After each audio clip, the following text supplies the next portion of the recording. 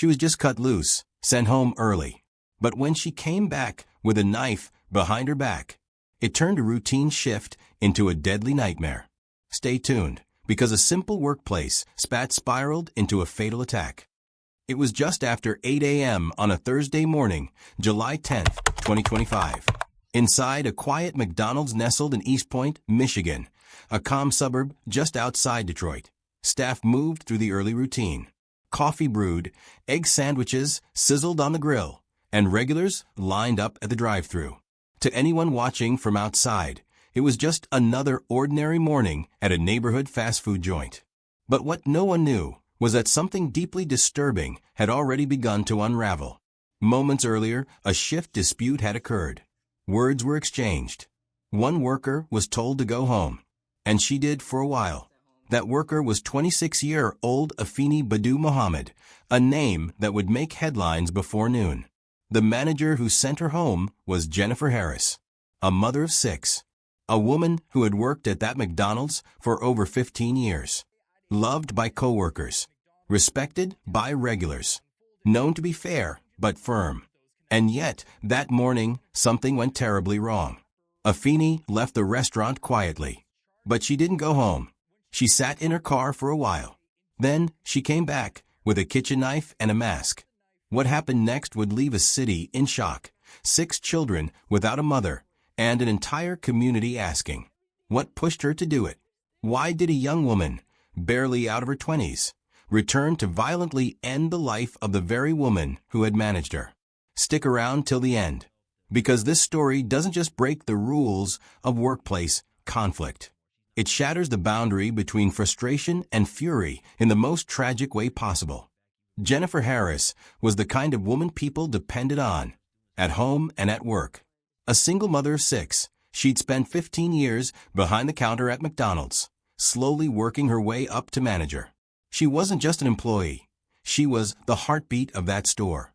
Reliable, strong, always the first to arrive and the last to leave. Her coworkers called her Mama J. Customers remembered her smile. And when her shift ended, she went home to 6 kids who adored her. She wasn't rich. She wasn't famous. But she mattered to her family, to her team, to her neighborhood. And then there was Afeni Badu Muhammad, 26, an East Point local. She had dreams of being a physical therapist one day, maybe even a rapper. By day, she worked fast food. By night, she posted videos.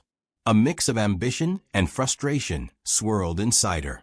But there was also a darker history, prior convictions, including a past stabbing, a short fuse, a longer list of unresolved emotions. Afeni believed Jennifer was out to get her, that she was being targeted. She claimed the manager cut her hours repeatedly, dismissed her ideas, treated her differently. On social media, she spoke of bullying, favoritism, and racism. Some co-workers dismissed it. Others noticed the tension but stayed silent. Still, no one expected it to go further than words. 2 women, same shift, same store, different worlds. One carried the weight of a family, the other the weight of something darker. And somewhere between policy and personal resentment, something cracked. Their clash would be the catalyst for tragedy. It started like 100 other shifts before it. That morning, Mohammed clocked in.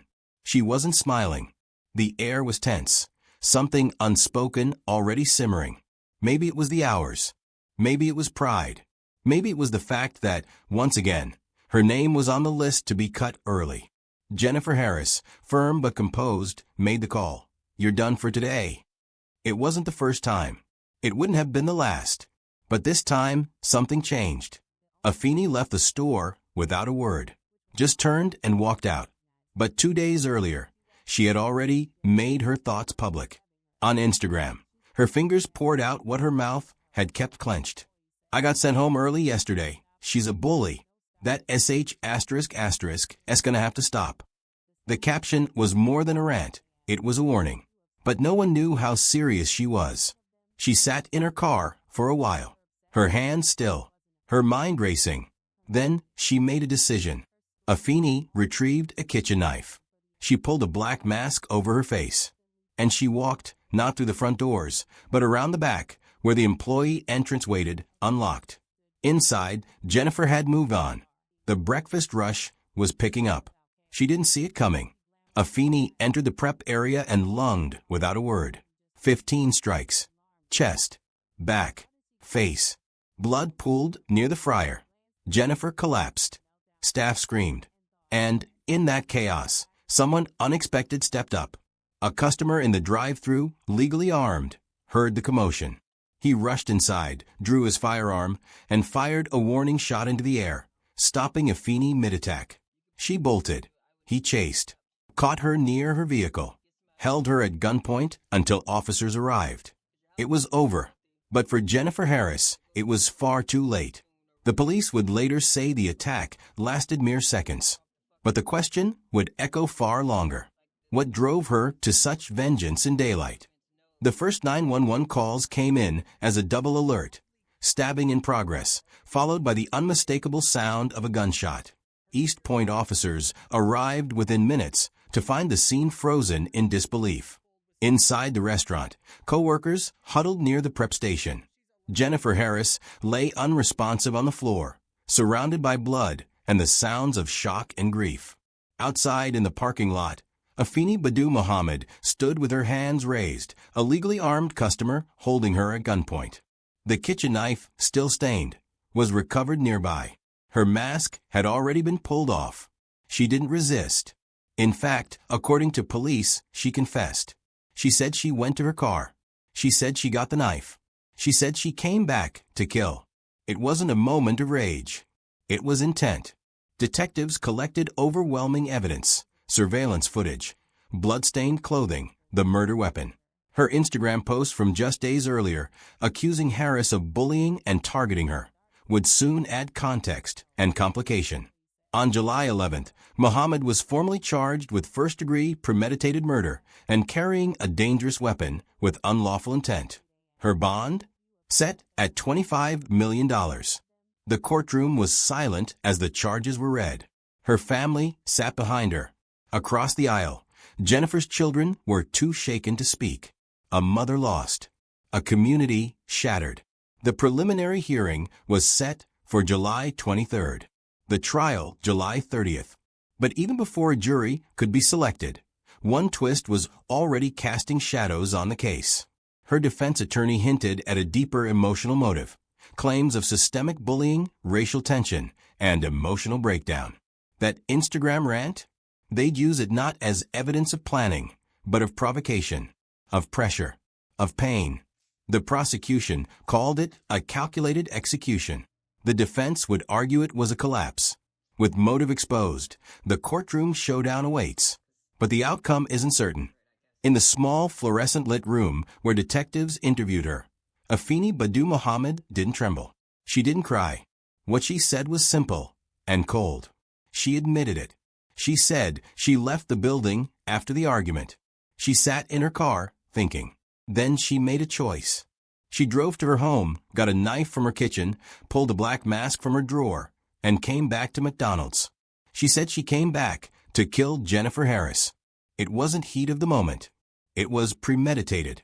Every step, every breath pointed to intent. And when prosecutors repeated her confession in court, the room fell into silence. Masked, knife in hand, 15 fatal blows. And in that moment, a mother of 6, who had clocked in like it was just another day, was cut down before anyone could stop it. But perhaps the most haunting part wasn't just what happened. It was where it happened. In a public place. In front of coworkers, customers, children in the drive-thru. Witnesses described the horror, the screams from inside, the loud crack of a warning shot fired into the air, the blur of Afeni fleeing out the back. One customer said, "I thought it was a robbery at first, but then I saw the blood." Another, "It was like something snapped in her. She didn't even look human." The entire store was locked down. Yellow tape stretched around Happy Meal posters and fallen drink trays. What was meant to be a quick breakfast, for some became a memory they would never unsee. And for Jennifer's children, it meant the last hug, the last meal, the last goodbye was already behind them. No warning, no goodbye. In her eyes, this was justice. What about us? In court, Afeni Badu Muhammad stood tall and silent as the charges were read. First-degree premeditated murder, carrying a concealed weapon with intent to harm. The prosecutor's voice didn't waver. The words were cold, final. Muhammad pleaded not guilty. But if convicted, she faced life in prison, without the possibility of parole. Behind her sat a handful of supporters, eyes low. Across the aisle, Jennifer Harris's children and extended family filled the benches, their grief quiet, but unbearable. Some wore T-shirts printed with her face. Others simply stared ahead, waiting, hoping for justice. Outside the courtroom, the community responded in their own way. On a quiet Saturday evening, a balloon release was held in Jennifer's memory. Dozens gathered in the parking lot of the McDonald's, holding white and purple balloons. Her children lit candles near a framed photo of their mother, smiling in her uniform, a headset still around her neck. One of her daughters whispered, "She always came home. That day, she didn't." A GoFundMe page was launched to support the 6 children Jennifer left behind. Donations poured in.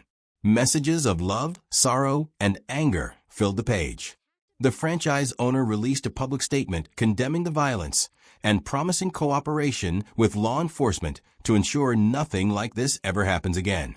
Corporate representatives from McDonald's headquarters offered condolences, but remained mostly silent. The prosecution's stance was unwavering. This was a brutal, calculated murder in a place meant for community. We cannot allow rage to replace reason. The defense hinted they may pursue a claim of emotional instability. They cited workplace mistreatment, mental health, and years of perceived discrimination as pressure points. But even they knew this case would not be easy to argue. The timeline moved forward. July 23rd, probable cause conference. July 30th, preliminary hearing. Each date marked not just a legal process, but a painful reopening of a wound for Jennifer's family. A woman had gone to work and never made it home. A simple managerial decision had turned deadly. And now, inside a courtroom, 12 strangers would one day decide whether rage was reason enough or something far more dangerous.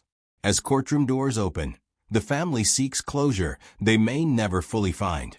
She was more than a manager, more than a coworker, more than the victim of a headline. She was a mother. And now, 6 children are learning to live in a world without her. Her daughter, Antenisha, barely holding back tears, said it simply. "It hurts so bad that my mama is not here." The youngest still asks if she's coming home after work. The older ones carry the silence like weight on their backs. No more after-school calls. No more packed lunches. No more watching their mother hold everything together on a shoestring salary and sheer will. This wasn't just a workplace tragedy. It was the unraveling of a family. But step back, and the cracks in the system grow even more visible. Fast food workers often stand on a razor's edge. Long hours, low pay, few protections. Tempers flare in places like that not because of who people are, but because of the pressure they carry every day. Add to that the buried emotions, unresolved trauma, mental health struggles, and the weight of not being heard. A shift becomes more than a job. It becomes a battleground for identity, worth, and power. And somewhere along the way, a misunderstanding becomes a grudge. A grudge becomes a threat. And a threat becomes irreversible violence. So we're left asking, what turns a personal slight into mortal violence? What happens when tension, never addressed, reaches a boiling point? And how do you heal when a shift ends not with a clock out, but a coroner's report? Jennifer Harris went to work to provide. She left behind 6 children, a shattered community, and a reminder we can't afford to ignore. Even in the most ordinary places, pain can sit quietly. Until it doesn't. Take a moment. What would you do if backed into a corner? A routine morning shift turned murderous in minutes. No warning. No second chance. Just a quiet decision that ended in tragedy. It happened in a place we all recognize. A place we drive past every day, where fries are dropped, orders are shouted, and life moves fast, but never this dark. Because beneath the surface of every workplace, there's tension, unspoken grievances, lingering resentments, silent storms. Most of the time, it fizzles out. But this time, it didn't. If this story shook you, subscribe for more true crime dives into the ordinary places where the unthinkable unfolds.